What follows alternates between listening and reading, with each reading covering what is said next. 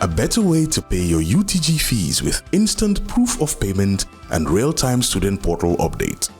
Paying your University of the Gambia fees has never been easier or more convenient.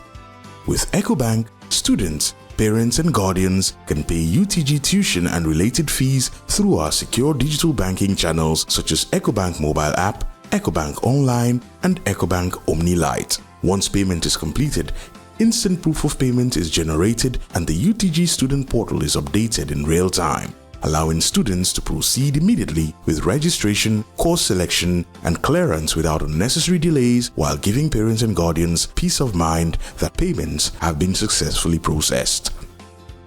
How to pay via the Ecobank mobile app.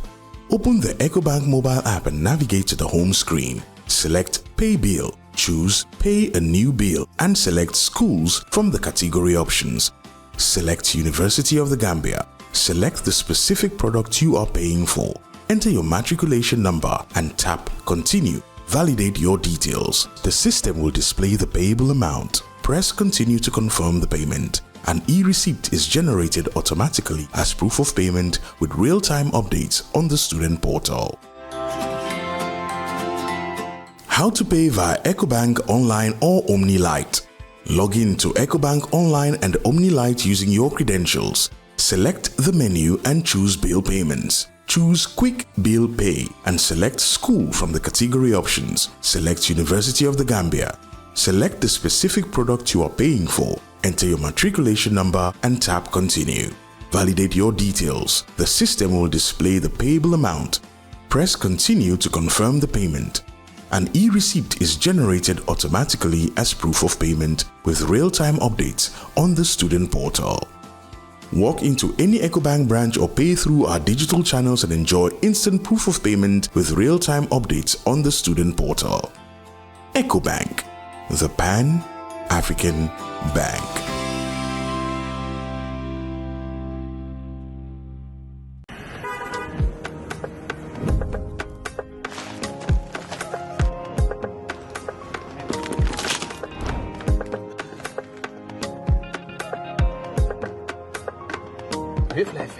Santa Yala.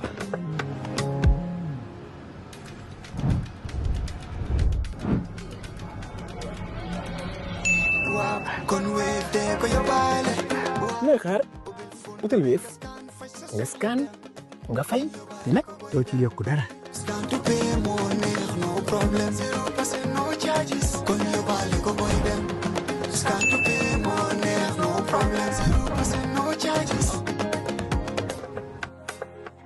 Jah Oil Company stands tall as a trusted name in energy, keeping the Gambia moving with service stations across the country and a commitment to innovation and reliability. In Farafenni, Jah Group is reshaping our industrial landscape. The Jah Oil Cement Factory can produce up to 100,000 bags a day, reducing imports, creating jobs, and building a stronger Gambia brick by brick. And in the heart of the Central River region, Jah Farming Initiative is cultivating food security. With thousands of hectares under development and modern irrigation, Jah Farming is turning the Gambia's soil into abundance. Jah Group is more than a company.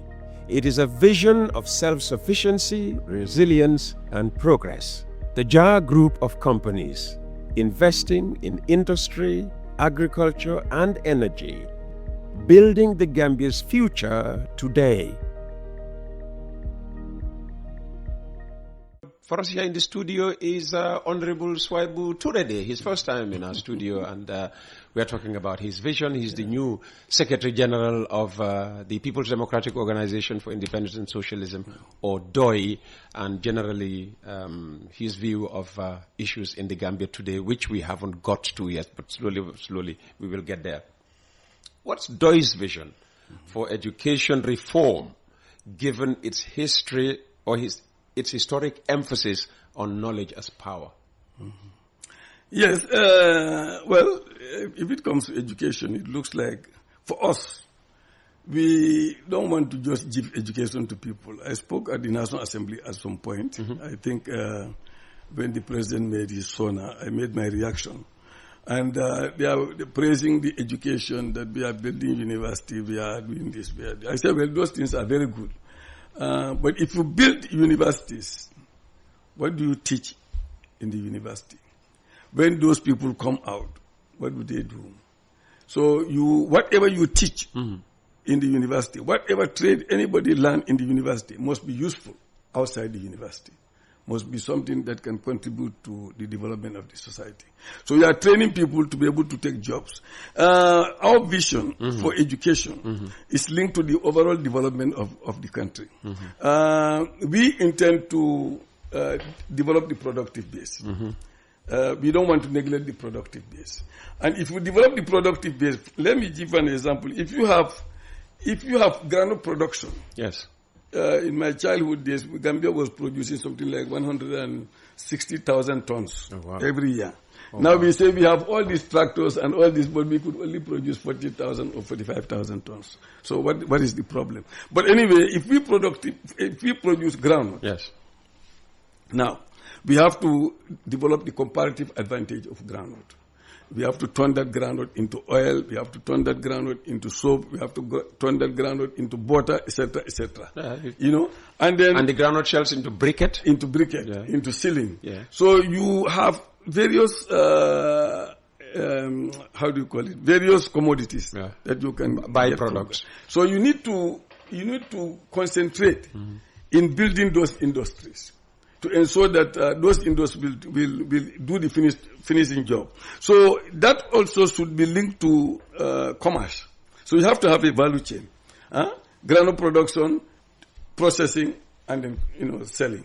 Inside and selling outside. That will give us the foreign exchange that we require. And that will also create jobs. Sure. So in that process, whatever you train in the university, they will have a place in that industry. Some will become engineers, some will become plumbers, some will become electricians, etc., etc. Now, if you also look at the mango, which is a big wealth in this country, everywhere you go, even in your compound, there is mango. In my compound, there are 2-3 mangoes there, mango trees. So we are just producing mango, and then at the end of the day, this mango just perished. The animals will eat the rest, the people will just eat little, and then it will perish. What is wrong with us? So we need to create an industry that will turn that mango into mango juice, you can slice it. There are various ways of treating that. Many of they will say mango juice that we drink here is just the mango flavor. It's not the mango itself. Yeah. So which means we have the mango. So why can't we process our mango into what it should be? So when you do all these things, you are creating jobs. You are creating jobs and you are creating wealth, which can be exported. The more you export, the more you reduce your imports. But if you look at the exports and imports now, I cannot even give you the figures. The last time I was checking, some years back, it was something like $16 million. Versus something like, $800 and something million imports. So big disparity. Big disparity. Yeah. So which means that you have to have a government that has that vision to stage by stage turn all the products that our people are producing, process them, and then be able to have your core products that you will depend on for your external trade, which will give you the foreign exchange. And the more foreign exchange you have, you and I know, the more your dollars will also become stronger, and that will help you to reduce the cost of imported goods in your country. You referenced my conversation earlier with the Unite Movement for Change leader. I don't know, how much of the conversation you listened to, but at some point he was flagging the governance weakness of this government. So how does DOI propose to strengthen governance and accountability in a system many see as fragile? Yeah, I think the governance system is fragile. I agree with that. But if you take over government, I think what happens to them is that when they take over, they concentrate on too much on how to maintain themselves in power. And if you concentrate on maintaining yourself in power, then you are likely to be distracted from your development agenda. So if you look at the NDP, National Development Plan, you speak to those who made those plans, at the Ministry of Finance, etc., they will tell you, we did this plan and they say this is the plan they want, but this is not the plan they are following. They are being distracted. If you make a plan, you must follow that plan. So the NDP may look good. Yes. Very good on paper. Very good on paper. But when it comes to implementation... they are deviating from the plan. Deviated. It's deviated because of the desire to stay in power. Let me give you a very good example. You have, if you look at the tax and non-tax, yes, that will give you something like... I think I have the figures. It will give you... Make all references. It will give you a figure of... the total appropriation is pegged at 50 billion. And then you have the tax revenue, which is 27 billion for 2026. And then you have the non-tax, which is at 5 billion. So when you put all that together, it's 32 billion. Yes. So which means the difference between 32 billion and 50 billion is grants. Okay, 18 billion is expected to come from grants and loans. So, and then if you look at this... Which are not guaranteed. Yeah, you might think I can go to the IMF and get this loan and you don't get it. Yes. And somebody will say, well, we'll give you so much as grants and they don't get it. So this 18 billion difference is expected to come from grants and loans. But now, the non-tax, the non-tax has gone to 5 billion. Was somewhere last year, was something like 7 billion. But it has reduced to 5 billion. It's gone down now. Yes, it's gone down because the Africa 50 agreement, which is now taking care of the Senegambia bridge, what it was given to them year before last and what it's given to them last year and what is given to them this year is coming down. Because it is expected to be $100 million. Yes. So they are taking this $100 million and they say, what should we do with this 100 million, this non-tax? Then they say, okay, to stay in power, let us build 20-kilometer road in this constituency. Let's build 5 kilometers in this road. Let's build 10 kilometers in this. Let's try to see in all the constituencies, at least we build, a certain number of roads, a certain number of kilometer roads in those, because everybody wants a road. So let's do that so that we'll come back to power. And that's the grand plan. Well, that's good. And that is, unless they are going to use that maybe yes, now. well, I'm saying the NDP is not saying that. The NDP is saying, is giving them, a stage-by-stage development of roads. But at the same time, the NDP is also talking about other matters, agriculture, health, etc., etc. So there are so many things there. So you must follow your plan. But if you say, well, if I follow my plan, they are going to... So what is the use of the plan? So I think the failures, because economics is such a thing that you have to follow plans. Whether you like it or not, you must be able to stay put on your plan. But if you deviate from the plan because of other reasons only, then your whole process of doing things will... Okay. You seem to be suggesting that all these roads that we hear about, bridges and whatever, are being built so that the government has something to point to and tell people, well, this is what we have done for you, and if you want more of this, keep us in government. Yeah, I see that they give... I'll tell you, they'll give... they have a term for it. They give contracts. Road development contracts to one company. They'll give you something like 10 roads to one company. That company will start this road and do 3-4 kilometer, grading and leave that place and go to another constituency. The people of Yuna would say this is what has happened to their road. Yes. Because they say, that road has been there for ages. Yes. So you start one road and you spend 5 years, moving between one road to another road. So what I'm saying is that I know how they are working. So that non-tax, which is $100 million, they've done that because the IMF and the World Bank told them, now you cannot take loan that does not have a grant component. Because the loans that you have now, which are almost 75%, the rate of debt to GDP is about 75%. Now we are barring you from taking loans that do not have grant content. And that type of loan is not easy to come by. So now they say, let's go to Africa 50. They devised that. Let's go to Albaira and give our ports to them. You understand? For them to run the port, but let us give us physical cash. That is what is building the non-tax. But what we need to do, what I've told you before, is to create a situation in the country that will provide, that will give you more money, more income, more revenue through non-tax than tax. You understand? If that happens, then you know that you will have sufficient budget to carry out your social services. But if we insist on social services without creating the financial base, then you are not going to carry out your plan. Your plan will never go through. You just mentioned Al-Bayrak there. Let me ask you about your view of, this arrangement with Al-Bayrak. Yeah. Well, it's like I said, it's been discussed in the National Assembly. It's not. It's not been discussed. It's not discussed. We insist that when the Constitution, if you have the Constitution, it will tell you if the government has external agreement, financial agreement, that needs to come to the National Assembly for discussion. I insisted that several times. I asked the minister that these things needs to come to Parliament. We must discuss these agreements. This is the Minister of Transport, Works and Infrastructure. They would insist that no, this should not come to Parliament. And the same thing with Africa 50.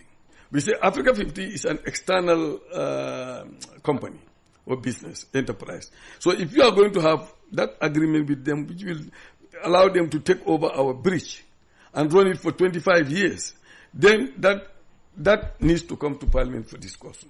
But they are saying, no, that's not the type of business that should not. So you're saying it must come to Parliament. They are running away from Parliament, taking loans and getting into financial agreements and run away from Parliament to discuss that issue. And even giving that responsibility to Al-Bayrak to build a port at Sanyang and run the port. These are all external agreements we feel should come to the Parliament for discussion, but it is not.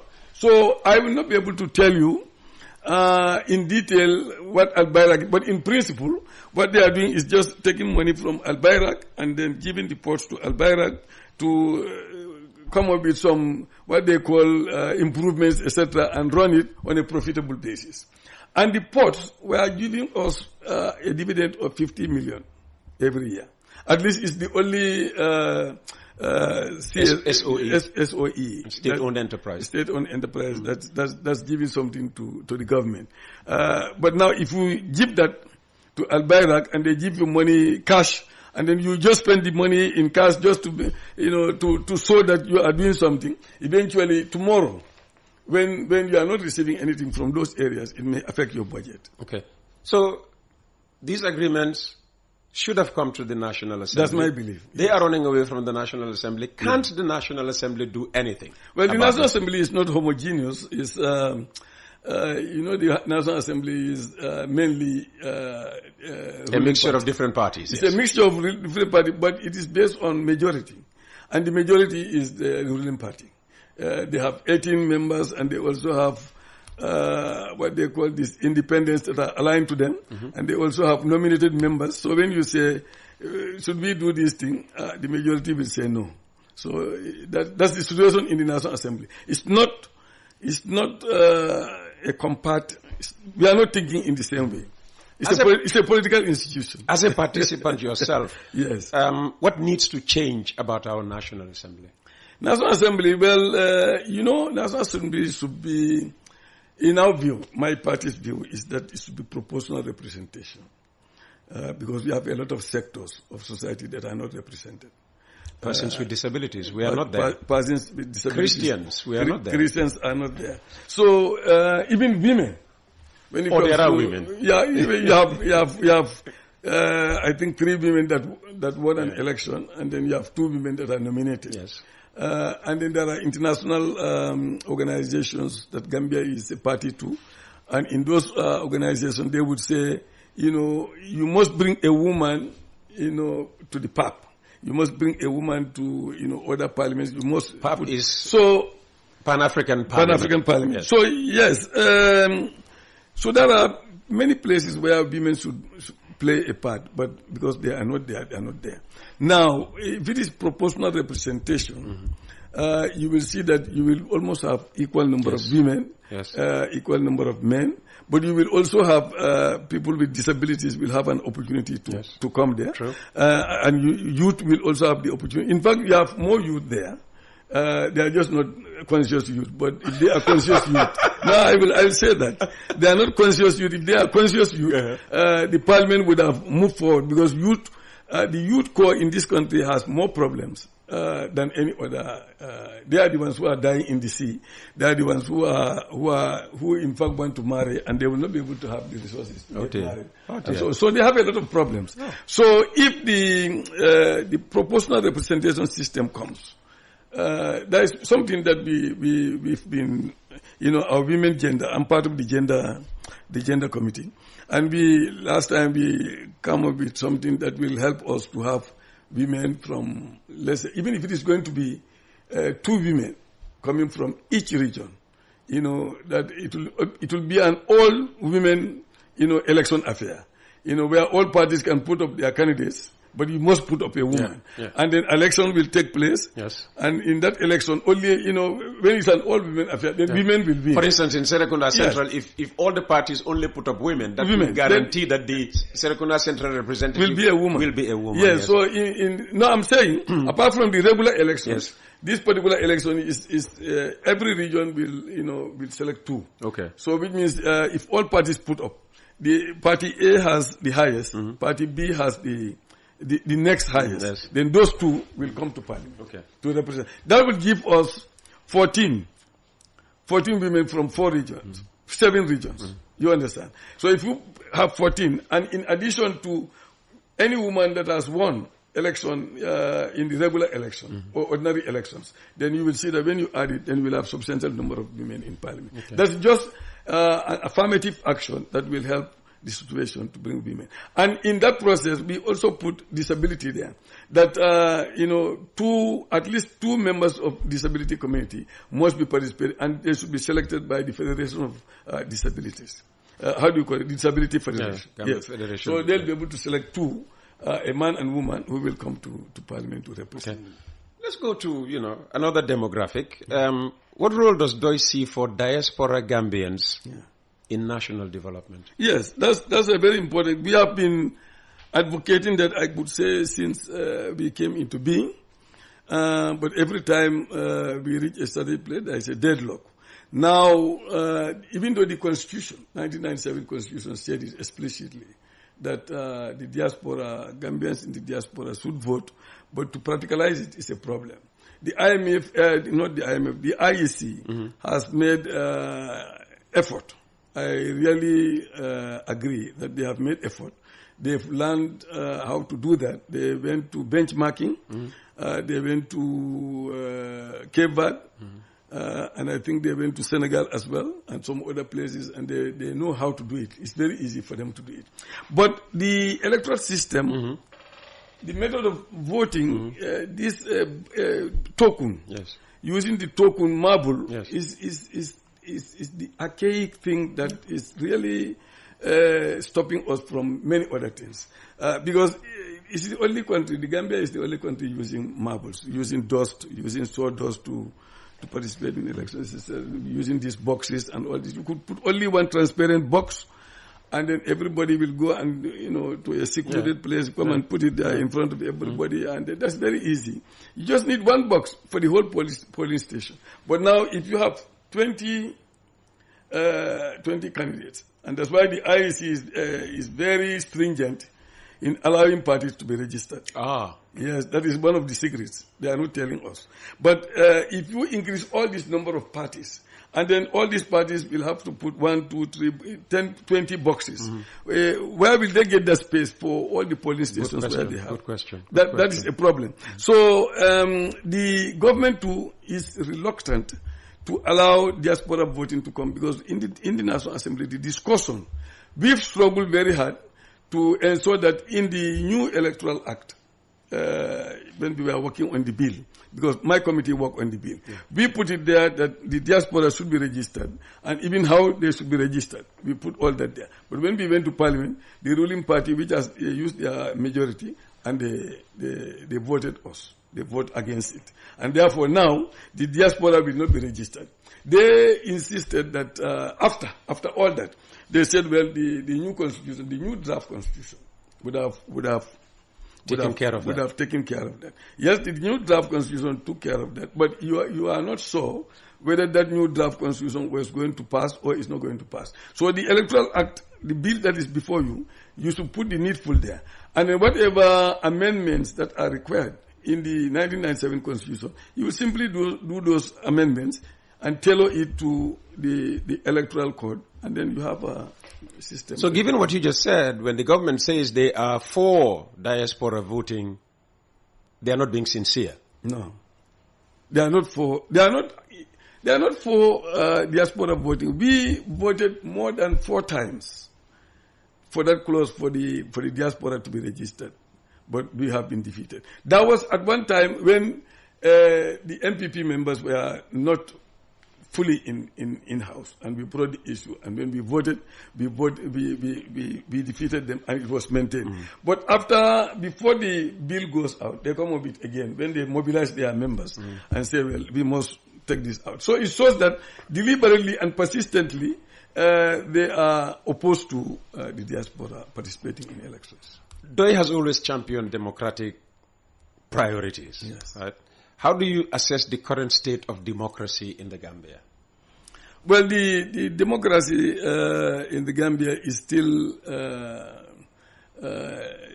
at a teething stage, because the seriousness that we need to give to sensitizing the enlightening our people to understand what democracy itself is, that seriousness is not there.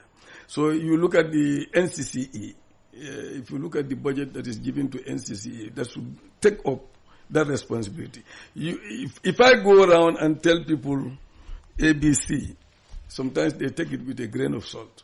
But when the NCC, which is the institution to educate people, takes it seriously, and they are funded to do their job, you will see that many people will begin to learn, this is a government institution, but they are telling us clearly, what democracy is about, what the laws are about. They are educating the people on those things. But that is not there. The NCCE will even if they go to GRTS and they want to do sensitization there, they will ask them to pay, I don't know, something like $50,000 to speak there. And their budget does not even entail that. So, which means that area, in terms of educating the people to understand what democracy is really about, because people feel that still now, you have a lot of people who feel that a president is a king. Really? You not hear the Mansa. They call everybody Mansa. You know what Mansa is? No. Yeah, Mansa is king. Huh? So they don't know the difference between a king. So Barrow is Mansa to a lot of people. Yes, it's a lot of. If you go to the Mandinka, we should change it then and call him King Barrow rather than President Barrow. Yes, in the English you will not be able to call him king, but if you go to the local community, they call him Mansa. Even the National Assembly members, they will call them Mansa. They would call the so you're a Mansa back home. I'm not a Mansa, but they would call me Mansa. Even though I keep on telling them, like, look, we have superseded that period now. We don't have kingdoms and we don't have kings. What we have is a republic. People should understand a republic is that the country is free of external rule. The country is free from any autocracy or anything, and the country is now on a footing. Must be done through democracy. Must be done through elections. Nobody should get power in this country without the consent of the people. And when you get that power, it's just entrusted power, and it's a period.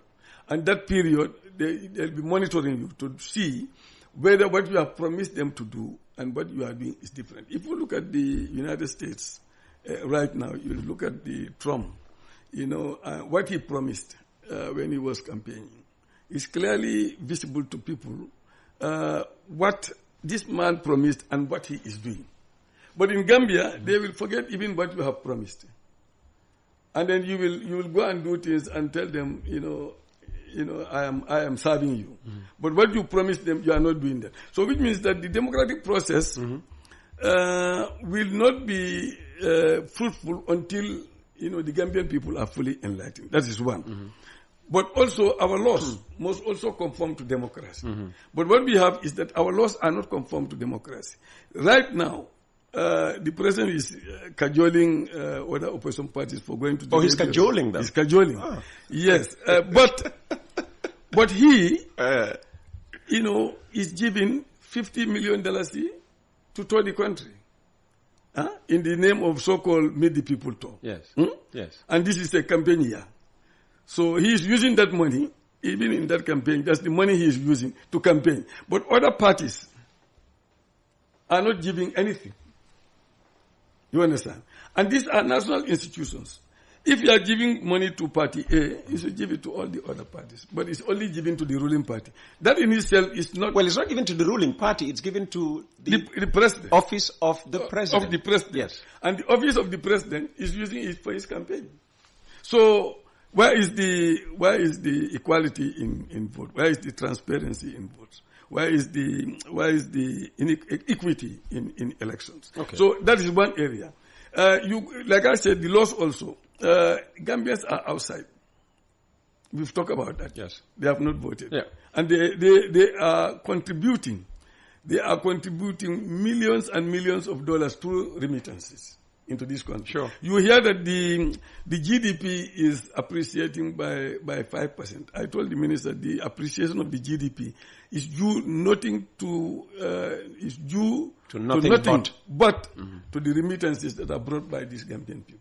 But these Gambian people who are bringing that remittances are not allowed to participate in our... So what reforms would DOI push for to deepen democratic participation? Yeah. It's interesting you spoke about, the Gambia being a republic. Yeah. Should we start thinking about April the 24th in a different light vis-a-vis February the 18th? Yeah, that's what we are saying. If DOI comes to power, it will be April 24th, 1970, because that's the time when you have a republic. India has Independence Day. It has Republic Day. It should be Republic Day. Independence Day is important because at least you have what you call self-rule to some extent. But the real should independence... we not elevate? Should we not upgrade April the 24th? Yeah, it's April 1970. That is actually the Republic Day. That's when the Gambia became totally free from British rule. And that's the time when the Constitution came into being that said that no external power... The Dalasi came into being rather than the Gambian pound. That's when we have our republic. So we must be able to explain that republic to people, that people are now free, not only from external rule, but they are free from, all kinds of autocracy, all kinds of monarchies. That now it is the people who are in charge. That if they decide something, that is what is going to take place in their country, and they can remove anybody, they can put anybody into power. So it is their power. So they must look at their interests, and then whoever they are going to entrust their power to, that person must subdue to their interests, to serve their interests. But if that did not happen, then that means that we are still not. So you are asking, what we are going to do is we are going to carry out constitutional reform. Okay. Very quickly. If we have the executive and we have the National Assembly, we are going to carry out, constitutional reform. And so that what I'm saying, this proportional representation in our elections will come in there, so that all structure of society will be represented in Parliament. That is one. We are going to electoral reform as well, and to ensure that the diaspora will also participate in the same form. In fact, it should be a constituency of their own, so that they send their representatives. We're going to, and how we're going to do that is because all this tiffle-taffle that they are making in terms of tiffle-taffle, it's a new word. They are making in terms of the constitutional reform. The political will is not there. the political will is not there. Because if the political will is there, you will do things in the correct manner. The ruling party rejected the first draft in 2020 in Parliament. There are members in Parliament, the few that are aligned to the NPP. Their argument was the NPP did not have a single member of Parliament. In the National Assembly. We who are in the National Assembly, we know all those when they fractured with the UDP. Yes. All those who went to independence. Initially 8 of them. Yes, 9. 9 of them. Okay, 9. Were linked to the ruling party, and you have other independents who came through independent ticket were also allied to the ruling party. So, and then the nominated members were also allied to the ruling party. So they voted because they owed their allegiance to the president. And then should that change? Yeah.